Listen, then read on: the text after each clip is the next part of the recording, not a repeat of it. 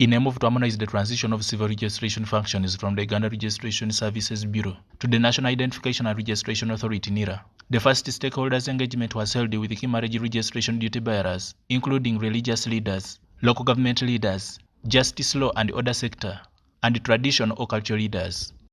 During the meeting, the Commissioner for Civil Registration at NIRA, Vincent Katus, revealed that whereas the government recognizes Muslim marriages, he criticized the renowned proxy marriage which is often practiced by Muslims, and revealed that they don't recognize it because it contradicts with the autonomy and conscience of the two individuals, since it allows one to be wedded without their physical presence.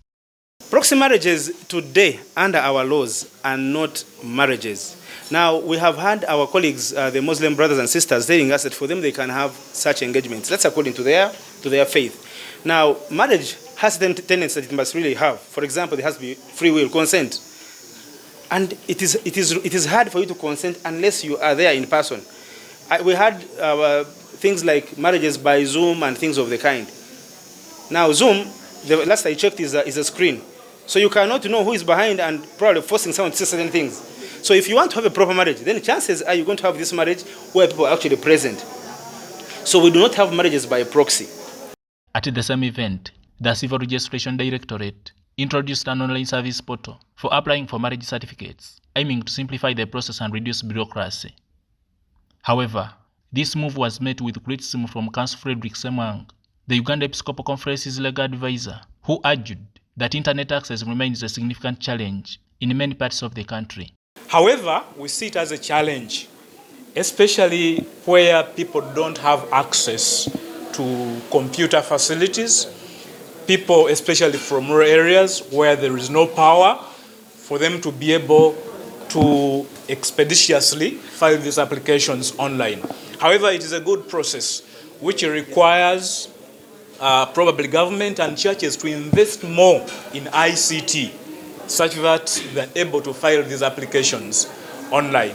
Councillor Semwanga also tasked the government to recognize the ecclesiastical courts or marriage tribunals of Christian religions in the civil law to allow them to provide resolutions on issues regarding marriage at the religious level.